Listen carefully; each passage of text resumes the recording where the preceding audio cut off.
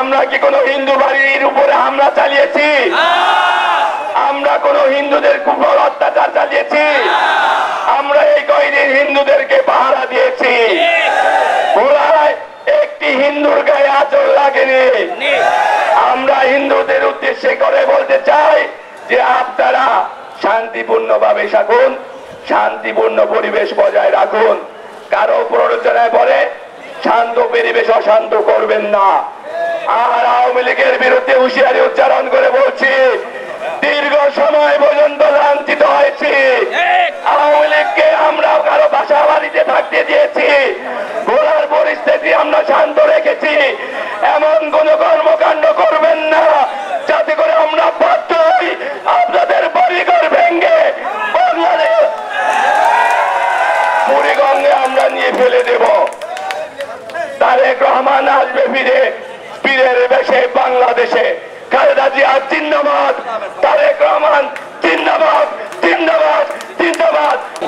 1971 সালে এদেশের আপামর সাধারণ জনগণ ওই পাক হানাদারের বিরুদ্ধে বিভস্ত বাঙালি যুদ্ধ করে এই 17টি বছর ওই শেখ হাসিনা, ওই হায়না সরকার আজকে বাংলাদেশের মানুষকে, মানুষের কথা বলার অধিকার গুম খুন নির্যাতন করে বাংলাদেশকে একটি মিত্রপুরীতে রূপান্তর করছে। বন্ধুরা আমার, আমরা দেখেছি সেই মিত্রপুরী থেকে বাংলাদেশের সাধারণ ছাত্ররা আন্দোলন করে এই শেখ হাসিনা ওয়াজেদকে বাংলাদেশের মাটি থেকে পালিয়ে যাওয়ার ব্যবস্থা করেছে। বন্ধুরা আমার, আমরা বিগত 15 বছর আওয়ামী সরকার তত্ত্বাবধায়ক 2 বছর 17 বছর আমরা কেউই ভালোভাবে বাসা বাড়িতে থাকতে পারি নাই।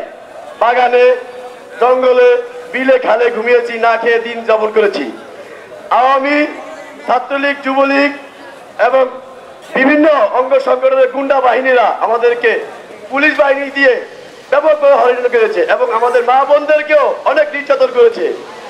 আমাদের কাছে একটাই মেসেজ, আপনারা কেউই আওয়ামী কোন সন্ত্রাস বাহিনীকে রাস্তায় উঠতে দিবেন না। আমাদেরকে ভালোভাবে রাস্তায় উঠতে দেয়নি। আমরা এই আশাবাদী। আমার ছাত্র দলের অঙ্গ সংগঠনের নেতৃবৃন্দের কাছে বিনীতভাবে অনুরোধ, যেখানেই ছাত্রলীগ, যুবলীগ, আওয়ামী গুন্ডা বাহিনী পাবেন তাদের কেউকেই ছাড় দিবেন না। 17 বছর জেল জুলুম হুলিয়া উপেক্ষা করে শত শত শহীদের রক্তের বিনিময়ে অর্জন করতে পারি আজকে বৈষম্য বিরোধী ছাত্র ঐক্য সেটা করিয়ে দেখেছে আমাদের সাথে। এজন্য বৈষম্য বিরোধী ছাত্র আন্দোলনে যারা শহীদ হয়েছেন তাদের রুহের আত্মার মাগফিরাত কামনা। 17টি বছর ভোলায় আমাদের উপর অত্যাচার করেছে, বাড়ি ঘরে হামলা করেছে, আমাদেরকে শান্তিতে থাকতে